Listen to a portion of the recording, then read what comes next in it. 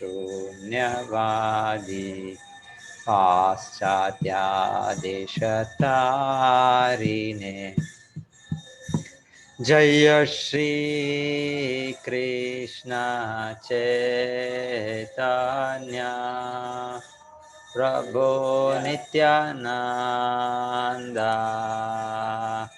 Shri Advaita Gadadhar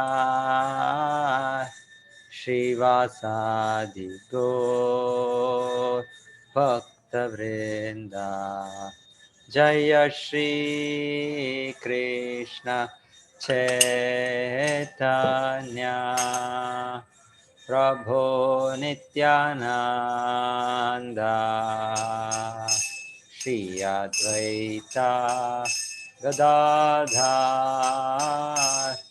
श्रीवासादि Gaur भक्तवृंदा Hare Krishna, Hare Krishna, Krishna Krishna, Hare Hare, Hare Rama, Hare Rama, Rama Rama, Hare Hare, Hare Krishna, Hare Krishna, Krishna Krishna, Hare Hare, Hare Rama, Hare Rama, Ram Rama, Hare Hare, Hare Krishna, Hare Krishna, Krishna Krishna,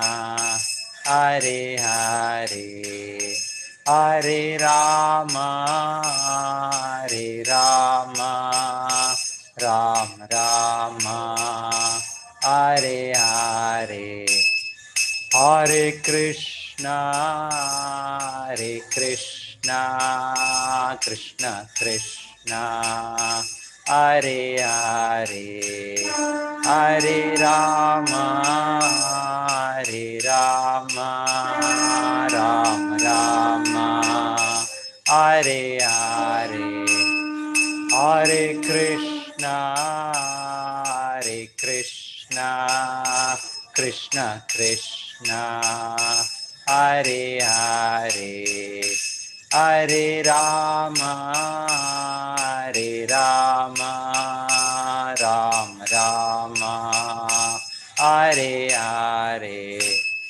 Hare Krishna, Hare Krishna, Krishna Krishna, Hare Hare, Hare Rama, Hare Rama, Ram Rama, Hare Hare, Hare Krishna, Hare Krishna, Krishna Krishna, Hare Hare, Hare Rama, Hare Rama, Ram Rama, Hare Hare, Hare Krishna, Hare Krishna, Krishna Krishna, Hare Hare, Hare Rama, Hare Rama,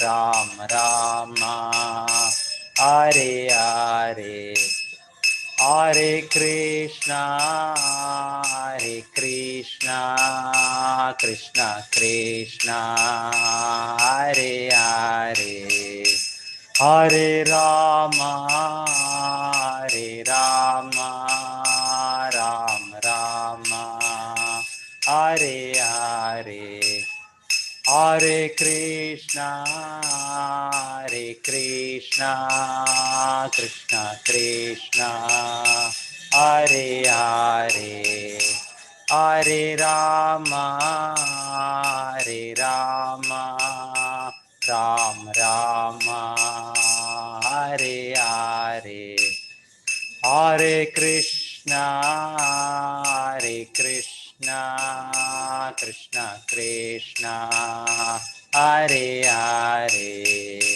Hare Rama, Hare Rama, Rama Rama, Hare Hare.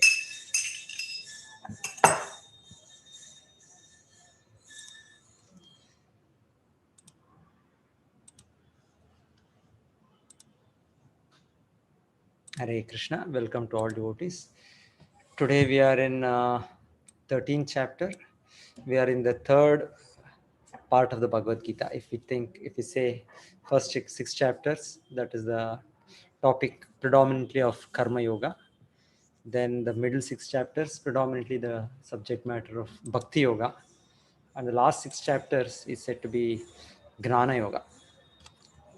So this Gnana Yoga is also the knowledge which will make us take shelter of the Lord. It is not independent of bhakti. It is not some independent gnana, what is spoken of. So this is the gnana by which we understand we are not this body. We are spirit, soul.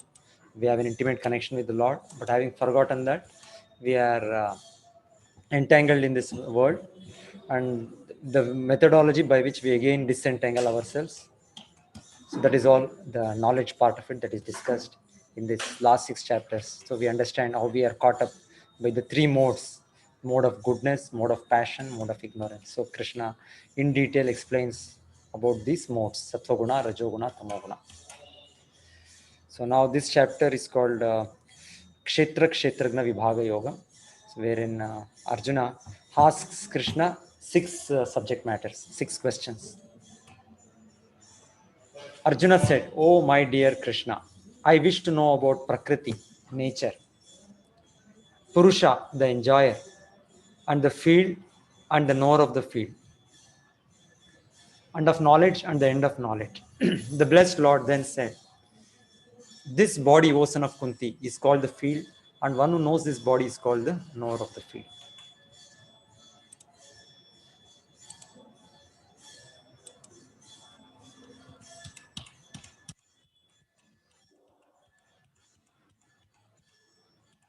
So field, generally field, we have an experience of an agricultural field wherein there is a farmer who knows about the field, who is plowing the field.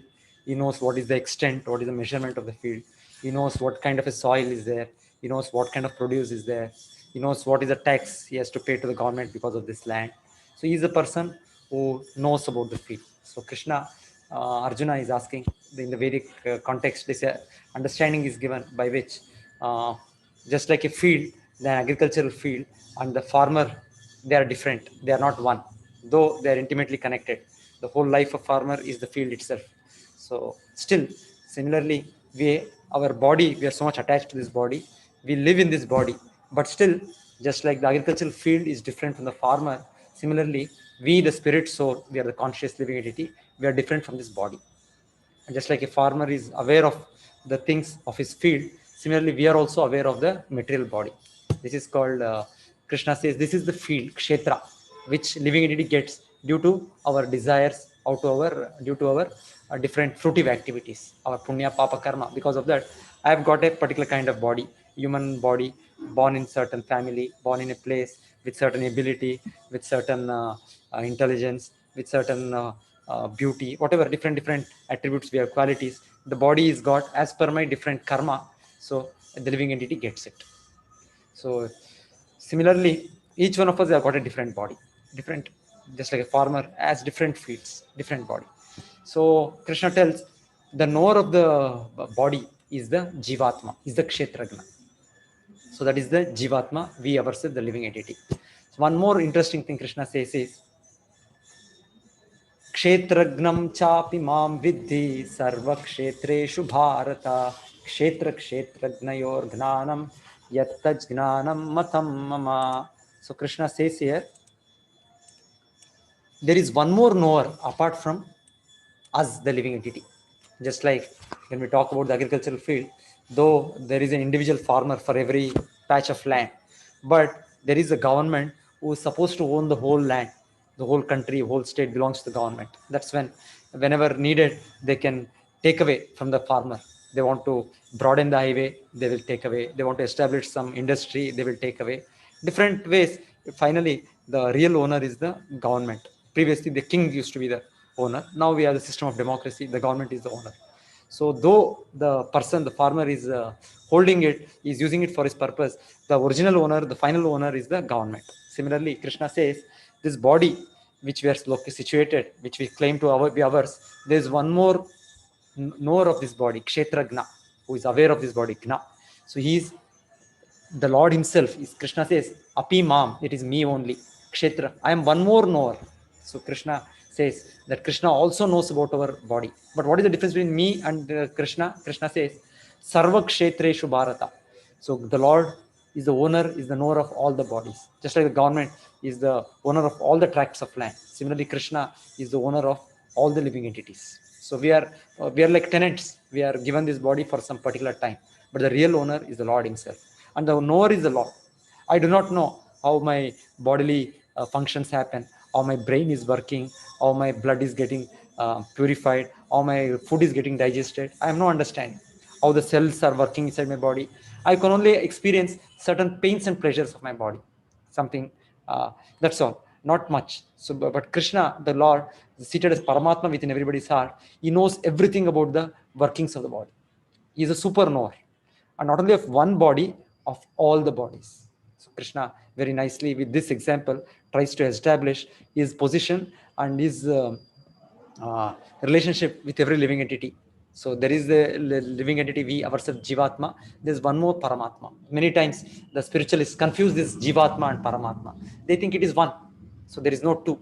But very clear in this verse, Krishna is saying, yes, there is one more knower, and that is me, Mom. So Krishna is present in all the living entities, human beings, dogs, cats, even Devatas. So Devatas also, Krishna is situated in their heart. That's how Krishna informs them when we pray to them. It is they get the information because Krishna as Paramatma informs them that such and such living entity is praying for you. So it is the Paramatma feature of the Lord, which is controlling, managing the whole material universe. So he is the real owner, he is the real knower. So very nicely, this example, if we can understand, we can understand there are Jivatma, there is Paramatma, and both are different. We are qualitatively one, but quantitatively we are different. And Paramatma is the personal expansion of the Lord. It is called Swamsha. And we are also Amsha, but we are called Vibhinna Amsha, separated part of the Lord. So we maintain our limited individuality, but Krishna personally expands and stays with one of us. Just like a loving father, he comes and stays with every one of the living entities. In so many bodies we are situated. So Paramatma is always there. This is the feature of the Lord in the material world. There is no feature of Paramatma in the spiritual world. In the spiritual world, the liberated living entities get a spiritual body. So there is no need for a Paramatma. The Lord is personally there as Narayana, as Krishna. So this Paramatma existence is the existence of the Lord only in the material world. It is not there in the spiritual world. In the spiritual world, Krishna is there in his full form and his real form, eternal forms as Rama, Narsimha, Varaha. Is personally visible. So every living entity gets a spiritual body. There is no material body and then Atma imprisoned, nothing like that. So Atma has a spiritual body which is now covered up by this material body. So in the spiritual world, when it is manifest, the spiritual body, there is no separate existence of Paramatma. But in the material world, there is the existence of the Lord as Paramatma, apart from the Jivatma. So so Krishna says, this is knowledge. To know the two Jivatma and Paramatma to be different, and both are Kshetragnas, that is knowledge. That is complete knowledge. Maybe the beginning of knowledge is to know I am not the body, but the perfection of knowledge is to know I am a Jivatma, but apart from me there is the Supreme Lord as Paramatma. So that is complete knowledge. Krishna says, that is my opinion. That is knowledge. Yeah. This is the farmer who knows about this field, but the government, he knows about everything. So next, Krishna says, this is as per the Vedanta Sutra. Rishibir Bahuda Gitam Chandobir Vividai Spruta Brahma Sutra Padaishchaiva Hetu Madbir Vinishchitai. So Krishna says, this what I am speaking is as per the previous sages, as per the Vedic scriptures, particularly Brahma Sutra, the Vedanta Sutra, because Vedanta Sutra is considered to be the ultimate knowledge written by Veda Vyasa. When he defeated so many contemporary philosophers who had their own opinions, understandings regarding the philosophy regarding dharma. So when he wrote the Vedanta Sutra, he exclusively established that devotion to the Lord is the supreme, and the Lord is Krishna, Narayana. He established it in Vedanta Sutra. So that is the any later commentator in later philosopher, acharyas have always referred to this Brahma Sutra, Vedanta Sutra. So Krishna also, as an authority, though there is no need for him to refer to any further authority, he says, this is as per the Vedanta Sutra, this is as per the writings of the great sages. So that is the way to receive standard knowledge. Not that we speculate, we by our own limited capacity try to understand things. It is not possible. Then we have these levels of existence: Annamaya, Pranamaya, Gnanamaya, Manomaya, Vijnanamaya, Anandamaya. So in the material platform, in our understanding of the body, senses, we live in the lower understandings of Annamaya, Pranamaya, Gnanamaya.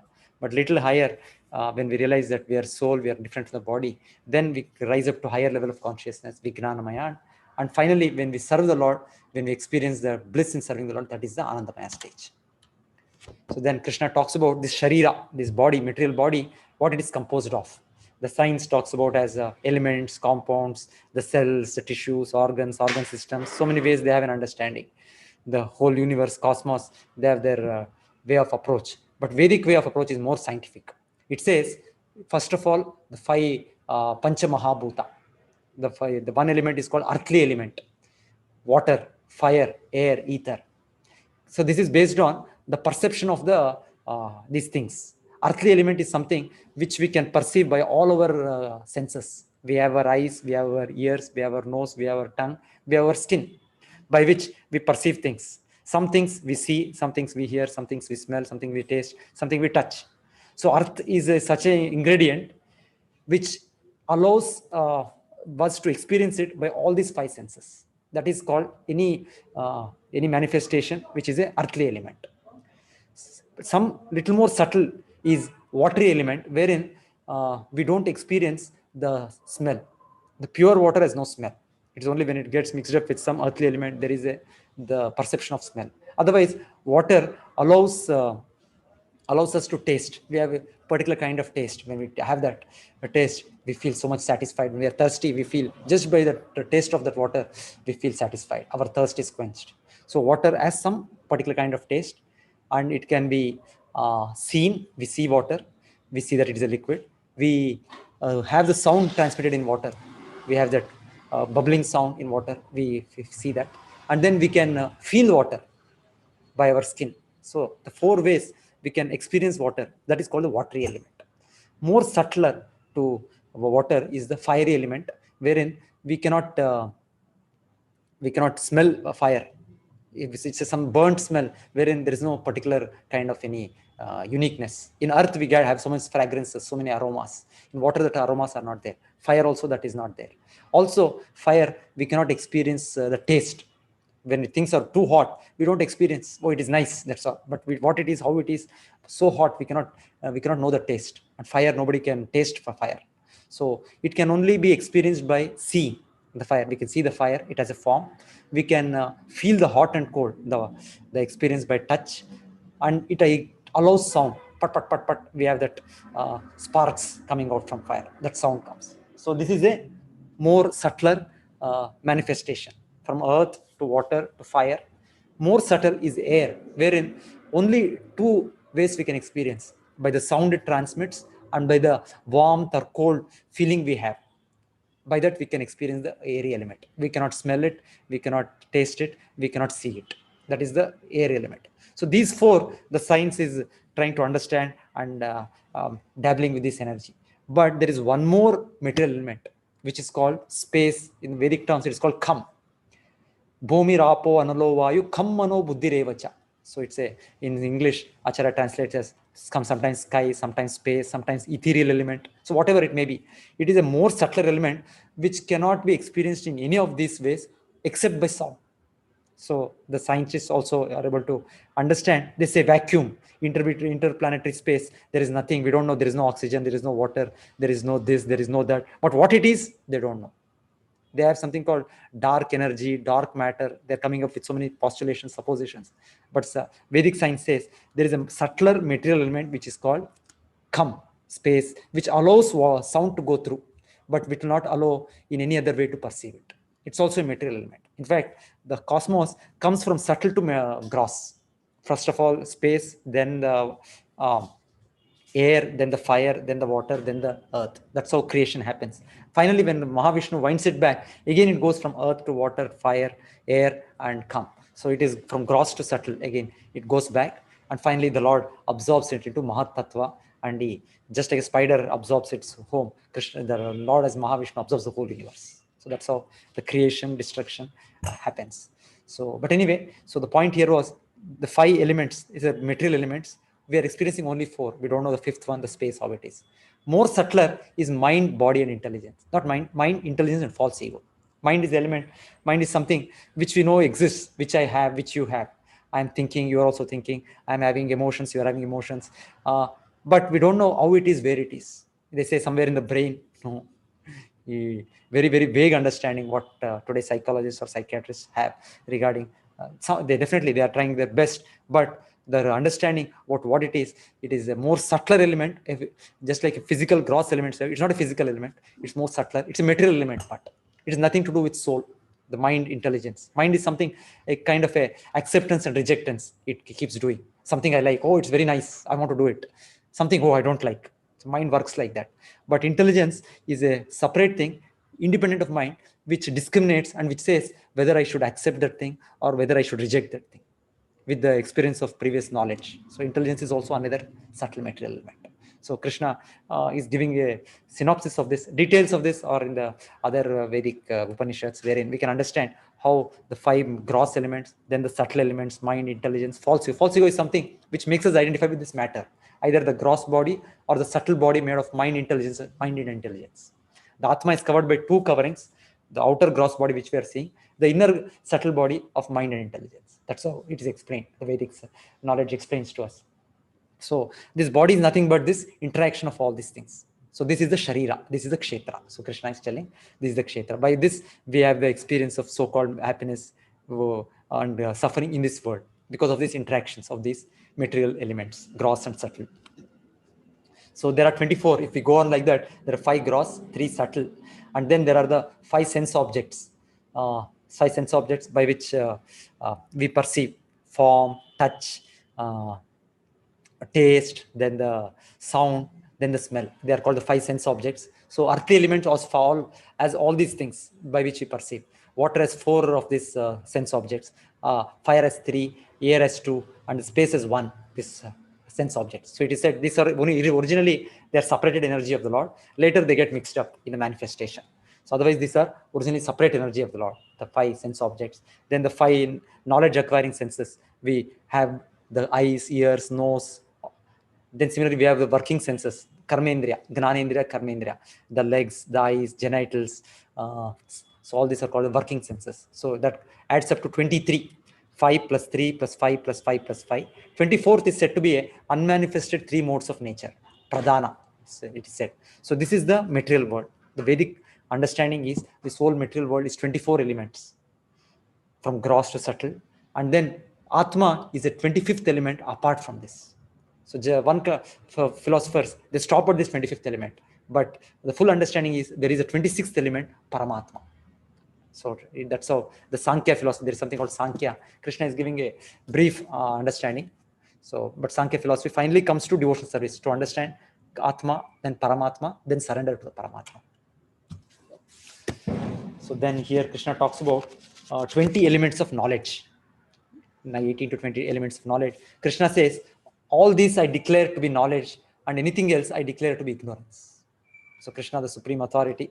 So Krishna is saying these elements, which is these items of knowledge, these are called items of knowledge, wherein we practice these things, we get to the point of real knowledge. The real knowledge is to know I am spirit soul, I am part and parcel of Krishna, and I establish my relationship with Krishna and go back to Godhead. So that is the real knowledge. That it should lead me to that knowledge. So these elements Krishna talks about, he says, practice of these elements or these items by itself, they are called the items of knowledge, wherein we get that real knowledge. Otherwise, there are so many knowledge, so many departments of knowledge we are studying, we are understanding in the society today. But we have to see whether these elements are ingrained in it.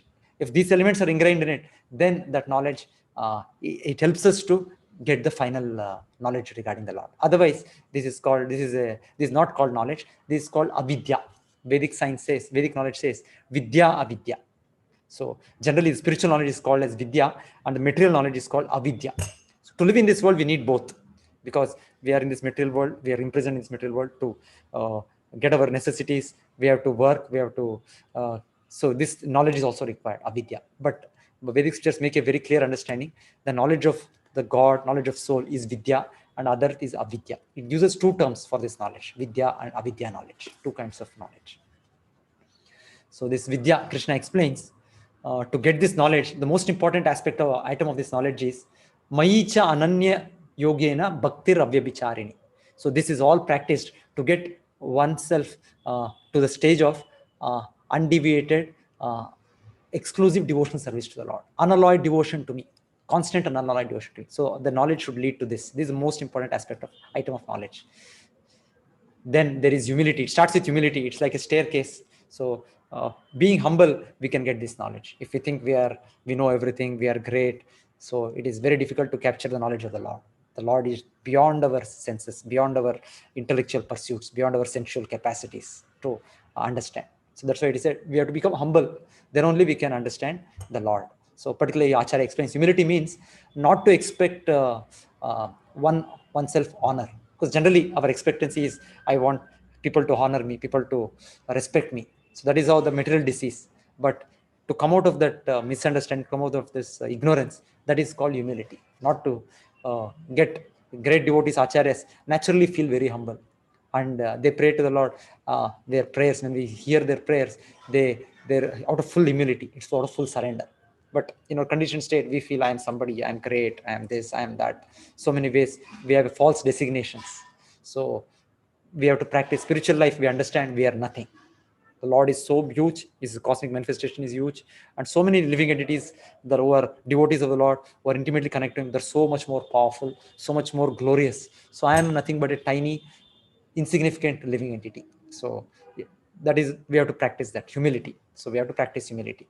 Then we have to practice pridelessness. We become proud. Oh, I possess this, I possess that. But we don't possess anything. Everything belongs to Krishna. So we have to become prideless. Trunadapi sunichena tarorapi saishnuna amanina manadena kirtaniya sadahari. Shri Chaitanya Mahaprabhu says, unless we understand our position and we feel ourselves lower than a blade of grass, more humbler than a grass, more tolerant than a tree, then only we can actually chant the Lord's name in a very respectful, in a proper mood.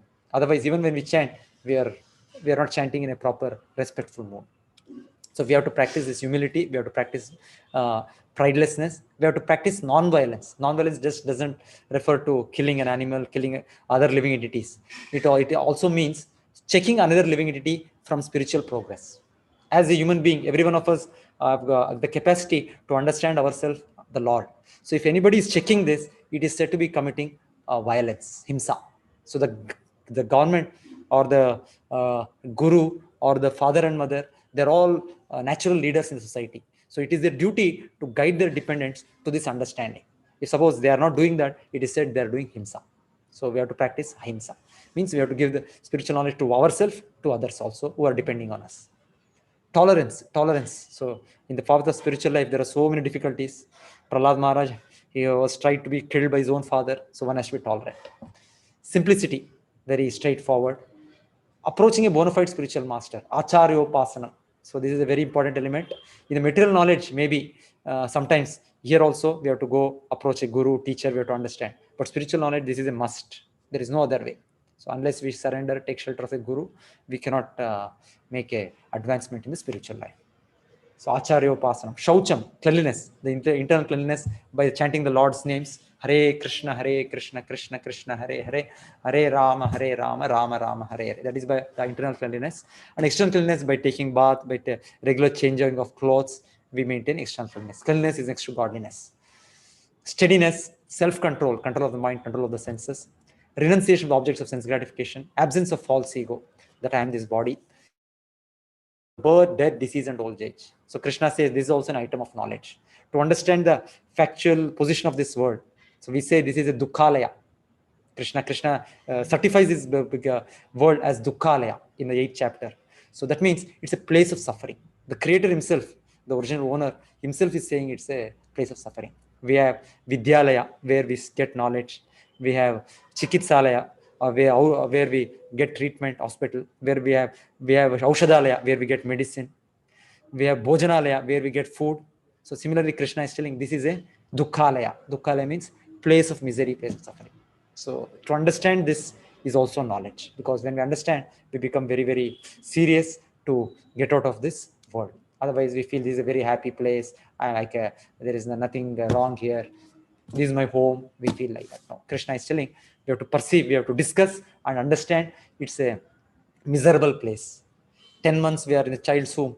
We saw that video where, I think the birth video we saw one day. So how the child within the mother's womb is packed up with so much of hot uh, it's like what somebody binds us up, and with no light, full of darkness, and there are the intestinal coils of the mother around us. The heat of the gastric fire affects us, and there are so many worms, it is said, in the intestines. They also tend to bite the tender skin of the child. So many ways it's a suffering, and we cannot move also. So 9 months we are there, 10 months. After 7 months, when we get consciousness, it's suffering within the mother's womb.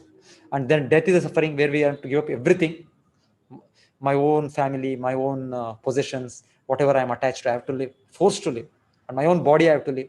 So it's a suffering, birth, death, disease, so many diseases.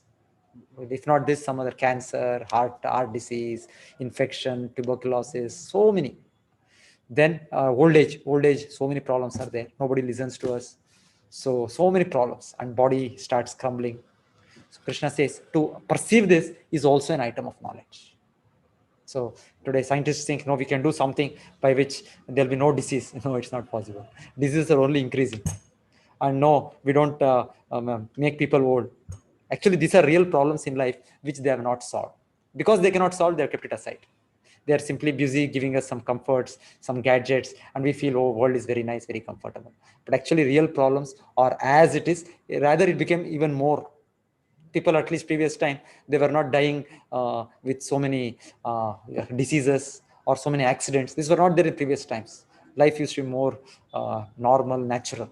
So we have increased all these problems now, the birth, the death, and now we don't know whether we'll take birth also. Mother's womb, the child is aborted by the mother. So many contraceptives, all that. So we may not even get birth. So the scientists have increased the problems now. The birth, death, disease, old age have only increased. There is no bringing down. So this is knowledge. Krishna says to understand these miseries of this world is knowledge. Detachment, freedom from entanglement, children, wife, home, and the rest. So Krishna is talking about this also. Detachment from the family. But Acharya Srila Prabhupada very nicely says in this purport, if you read the purport, he says, they are natural objects of affection. So somebody in the family of husband, wife, they have children, naturally they were attached. So he says, if you can make the children, if you can make the family Krishna conscious, if they all follow devotional service, there is no need to change. Otherwise, if they are not ready, then yes, the goal is to become detached. But if they are all becoming devotees, if they're all progressing in spiritual life, there is no need to give up. So Prabhupada gives four pointed formula. He says, in a family life, one should engage morning and evening in family gathering together to chant the Lord's names, doing the Hari Kirtana. They should gather together to discuss about Bhagavad Gita, Bhagavatam. Then they should gather together to worship the Lord. Previously, that was how the Vedic system was. Everybody used to have a deity at home. If not deity, at least a photo of the Lord, we worship. And then we offer the food to the Lord and take prasad. So if these things we can implement in our family life with the parents, with children, there is no need to change the family life. Because the goal is to get attached to Krishna. It is not just detachment from matter. Somewhere we have to get attached. Soul cannot be without attachment. But in the bhakti process, we are getting attached to Krishna. By this way, natural way, slowly we get detached from other things. And anything we can get attached through Krishna. Krishna is the center through whom we can get attached to anybody. That is not a problem. Because Krishna is the center. Without Krishna as the center, we try to make ourselves the center. So this is the cause of all problems. So in the bhakti process, we get attached to Krishna more and more by practicing devotional principles, and then through Krishna we can have a connection, not an issue. In the spiritual world, there is a family life in the spiritual world, but through Krishna. So there is nothing independent life there. Here we are independently having our programs, our plans. That is the cause of all our problems. Constant and unalloyed devotion to me, aspiring to live in a solitary place, detachment from the general mass of people, accepting the importance of self-realization, philosophical search for the absolute truth. All these I declare to be knowledge. Besides this, whatever there may be is ignorance. So very nicely, Krishna has explained the items of knowledge in this chapter. And anything else, Krishna says, it is ignorance. This is a chart explaining each item. Then Krishna talks about Paramatma, Brahman, Paramatma. So his existence is Paramatma within everybody's heart. So Krishna explains, the super soul is the original source of all senses, yet he is without senses. He is unattached, although he is the maintainer of all living beings. He transcends the modes of nature, at the same time he is the master of the modes of material nature. So we are having our senses. The Lord is the source of these senses. We are having the senses. But Krishna's senses are not material senses. Our senses are limited. I can only see little. I can only hear little. But Krishna's senses, being transcendental, it is spiritual. It can see anything. It can see very far. Krishna can see everything. I cannot see with my eyes whatever is happening behind the wall. I cannot hear something after a short distance. It is all limited. But Krishna's senses are such that he can see everything, he can hear everything, he can experience everything in all the cosmos wherever. So that's why it is to understand the Krishna's senses, it is said he doesn't have material senses. It is said, Sarvendra Gunabhasam Sarvendra Vivarjitam. So his senses are there. Angani yasya sakalendra vrittimanti. Pashyanti panti kalayanti chiram jaganti. So Brahma Samhita explains, his senses are spiritual, which has no limitation. He can see everything, we can hear everything. Just by seeing, Krishna can create the cosmos. That's how Mahavishnu creates. Mahavishnu doesn't have to open a factory, and then produce different items, planets. No, not required. Just by his glance, the material energy is agitated, Mahatattva comes, then the living entities are impregnated, then further activities are happening. Just by his will, just by his glance. So similarly, Krishna, when we offer food to Krishna, just by seeing, Krishna can eat the food. Not that Krishna has to put his hand out and he has to eat. Or just by hearing the prayers of love which we offer to Krishna, Krishna can eat the food. So that is what it means when it is said, Krishna does not have material senses. So Krishna has spiritual senses. So his whole existence is spiritual, basically. That's why when it's talked about Nirakara, it means he doesn't have material form. Material form is limited. We have particular strength, we have particular intelligence. But Krishna's form is spiritual. It is unlimited strength. He can lift the Govardhan hill. He can make the whole planets float. So his strength is unlimited. His intelligence is unlimited. So that's why it's explained many times in the Upanishads. Lord is Nirakara, Lord is Nirguna, Lord is like this. When it is said no senses, no this, it means no material senses, no material form, no material attributes, no material qualities. No guna means Krishna has spiritual qualities, unlimited spiritual qualities. So that is again his manifestation is Paramatma also. So that's why Krishna is here telling, I am very far, but I am very near yet. The supreme truth exists both internally and externally. In the moving and non-moving, is beyond the power of the material senses to see them or to know. Although far, far away, is also near to all. This is the instance anybody wants to say where Krishna is seen with a child in the womb. Anybody wants to say about this?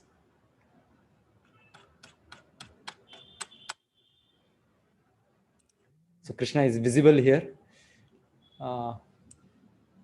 with a baby in the womb. So which is this instance? Anybody wants to volunteer, wants to explain? They can raise their hand or in the chat box they want to put. No.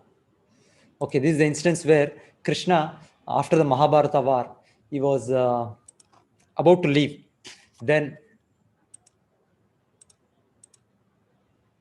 yes, he was about to leave. That was when Uttara was the daughter-in-law of Arjuna. She's the wife of Abhimanyu. Yes, Sakshi Sharma is right. She's saying right. Yes. So Uttara, she rushes to Krishna saying, I feel some abortion is happening to my body. The child is getting aborted. I feel as if I will have a miscarriage. So she asks Krishna, kindly protect the child, because she knows Krishna is supreme.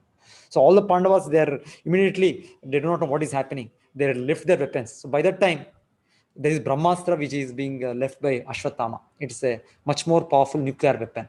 So Krishna is Supreme Lord. It is effortless for him. So he was there outside, visible to all the Pandavas.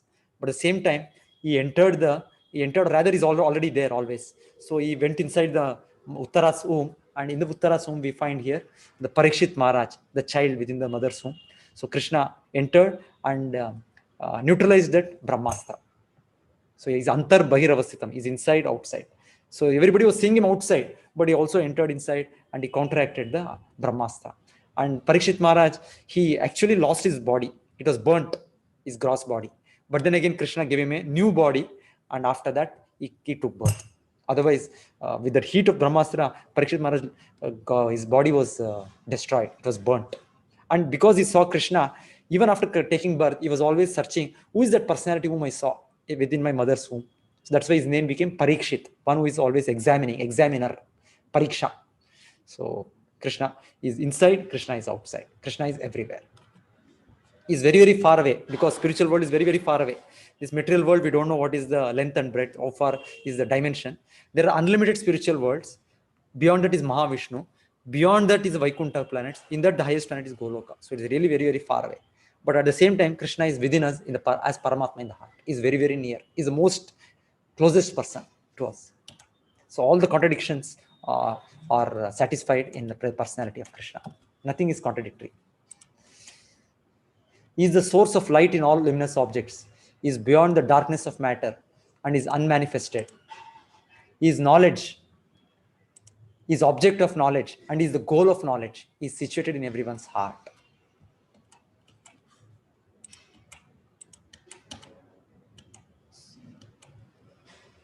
So then Krishna tells, only by devotional service can one understand all these aspects. So it is not only theoretical knowledge, it is knowledge to be realized. It is to be understood, practically perceived. So Krishna says, by practice of devotion, one can understand all this. The Atma, how Paramatma is different from the Atma, and how the Krishna now later talks about the entanglement. Thus, the field of activities, the knowledge and the noble have been summarily described by me. Only my devotees, Mad Bhakta, can understand this thoroughly and thus attain to my nature. So then Krishna answered Arjuna's questions. Kshetra, Kshetragna, Gnana, Gneya. So now Krishna finally talks about the last two aspects, Purusha and Prakriti. Prakriti means nature. So Purusha means enjoyer. So in the 7th chapter, actually Krishna talked about the material world as his inferior nature. And then he talked about the living entities, ourselves, as a superior nature. Para Prakriti, Apara Prakriti. Two things Krishna spoke regarding us. But here, Krishna tells us that we are enjoyer, we are Purusha. Though we are also Prakriti of Krishna. But here, in this understanding of Prakriti Purusha, Krishna tells ourselves as also enjoyer, Purusha. But then Krishna talks about Purusha. Not only we are there as Purusha, the enjoyer, above us, there is the Paramatma who is this higher enjoyer. So the Krishna makes a little, making a way of understanding. Krishna is giving a little different understanding. Same thing, 7th chapter, it talks about us as a Prakriti. Prakriti means nature, energy. Prakriti means energy. And Purusha means controller, enjoyer. So because material nature we are trying to control, Krishna talks about us as enjoyer. So in this world, we are caught up in this material world, material body. So Jivatma, we are the enjoyer. But this material nature, which is managing this whole universe, it's composed of 3 gunas, Sattva-guna, Rajo-guna, Tamo-guna. Next chapter will be that. So tomorrow, the more understanding, starting from tomorrow, the material nature will be explained in detail, the 3 modes, Sattva-guna, Rajo-guna, Tamo-guna. We get more and more deeper understanding. But today, just introduction, Krishna says, this material nature and living entities, both are eternal because they are coming from the Lord. But material nature will finish, will be annihilated. But living entities, we are also not annihilated, we are also eternal. But material nature is undergoing changes. The whole universe is created at one time, then it finally destroyed. Whatever we take in this universe, any object, any planet, Even our body, it is taking birth, it is growing, it is dwindling, it is vanishing. So there is continuous change happening in this world, in the material nature, what we are seeing. So but this change is continuous, and it is going on always. That's why Krishna says this is eternal, this is beginningless. Nature is said to be the cause of material activities and effects, whereas the living entity is the cause of various sufferings and enjoyments in this world. So we are stuck in a particular kind of body, and we experience different suffering, different pain, that is due to our own karma. Though the material nature is changing, is doing these changes, it is because we are attached to it that such changes are happening. So that's how we are the cause for the changes in the material world, changes in the material body, whatever. We get different kinds of bodies, different kinds of enjoyments we experience in different bodies. Those bodies we are getting by material nature, but the root cause is ourself. We are desiring that kind of happiness. We have done such kind of activities by which we tend to suffer and enjoy in that particular situations. So this is how Krishna talks about reincarnation, or our next life, how we get. Purusha prakritisto hi bhungte prakritijan gunan karanam gunasango asya sadasadyoni janmasu. Karanam gunasango asya. So the reason why we are getting body one after another is because we are attached to the guna, attached to this material nature. So because we are attached to some kind of particular nature, goodness, passion, or ignorance, based on that, we are getting one kind of body. So in this 8th chapter, Krishna talk about the point of the position of our mind at the time of death. Whatever our meditation, we get a kind of body. Or sometimes Krishna talked about our karma, doing the kind of karma we get our body. But here Krishna is talking in another viewpoint, our association with a particular mode of nature. As per that, we get a different kind of body, Krishna is telling. But the same thing in a different way to look at this explanation. Yet in this body, there is another transcendental enjoyer, who is the Lord, the supreme proprietor, who exists the overseer and permitter, who is known as Paramatma. So this is again the Lord talking about one more enjoyer, Purusha Prakriti. One Prakriti is material nature. The Purusha is we, the living entity. There is one more Purusha, one more Kshetragna Krishna talked about. Krishna tells here as one more Purusha is a Paramatma, who is the Upadrishta. Upadrishta means he is witness. Anumanta means is a sanctioner. So Paramatma, the Lord manifestation in our heart, is just witnessing all our activities. He's a Sakshi. He knows everything, whatever I have desired. He notes down all my desires, and he makes it possible for me to fulfill those desires. If not this lifetime, after millions of lifetimes. So he is keeping complete count. And Anumanta is the one who is sanctioning. We cannot independently work this body. Sometimes some disease comes, some paralysis, some stroke happens. I cannot even speak. I cannot even open my eyes. I cannot do anything. This material nature is not my servant. It is a servant of the Lord, Paramatma. So he is the sanctioner. He is the owner of this.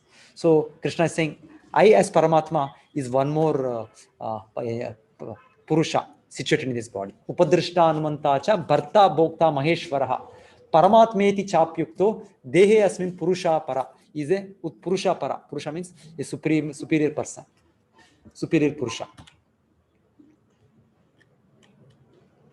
One who understands this philosophy concerning material nature, the living entity, and the interaction modes of nature is sure to attain liberation. He will not take birth here again, regardless of his present position. So the value of knowledge, Krishna is saying, if we get right understanding, right knowledge of things, it is just like light when we don't see any darkness. In darkness, we are afraid. We are afraid of so many things. But in the light, we are not afraid. Everything is clear. So in darkness, we think something is a snake. But light, we know, oh, it's a rope. Why have to be afraid? So like that, Krishna is telling, with knowledge, we can get liberation. We can go back to spiritual world.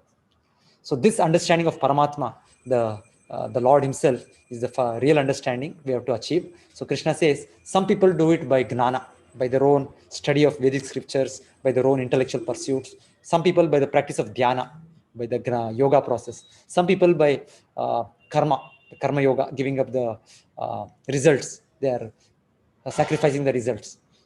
So slowly, as the heart is purified, one can understand Atma, then can understand the Paramatma. But then, in this Kali Yuga particularly, it is so difficult to pursue the other philosophical paths, the paths of Gnana, the path of yoga, all that. So Krishna says, very interesting this verse, but somebody who submits himself to this hearing process, who hears from a very authorized source, the knowledge, then over time he can understand everything. We may not be able to understand in the beginning how I am Atma, how there is Paramatma, what is happening, all these things. But we continue our hearing process in a submissive way. It is said, by this attempt, by this methodology, a stage will come, time will come when we will be able to understand everything. That's how many of us, we spiritual life, we could understand anything. When I read the Bhagavad Gita, first few pages I read, then I closed the book. I could not understand what is happening, what is this. Then after some time, second time after, again, devotees asked me I have to read. Then I started reading. Then I slowly I could understand. So this, we have to continue this hearing process. Brahma says this is the process for Kali Yuga. He says, Gnane prayasam udapasya namanta eva sanmukaritam bhavadiya vartam e prayasha ajitopi jita trilokyam. He says, Grane prayas mudapasya means give up the independent endeavor to understand by one's own endeavor. We generally think I can understand, I can capture the understanding of the Lord about this nature. He says, give up this way. He says, you may become such a great philosopher, great scientist, you can count the atoms of the universe, but still you cannot understand the Lord. That is the Brahma statement. So he says, Brahma, such a great personality, he says, you can become such a great, wonderful scientist, such an intellectual, but still you cannot understand the Lord. So that way, the Gnana process of individually, independently trying to understand, it will take us nowhere. Gnane prayas mudapasya namanta eva. Then he says, you become humble. Today we heard about humility. Brahma says the same thing. We have to become humble. And then he says, how we get knowledge then if we don't try from our side. He says, Sanmukaritam bhavadiya vartam. You have to hear. Before that he says, Sthane sthita. Sthane sthita means you remain where you are.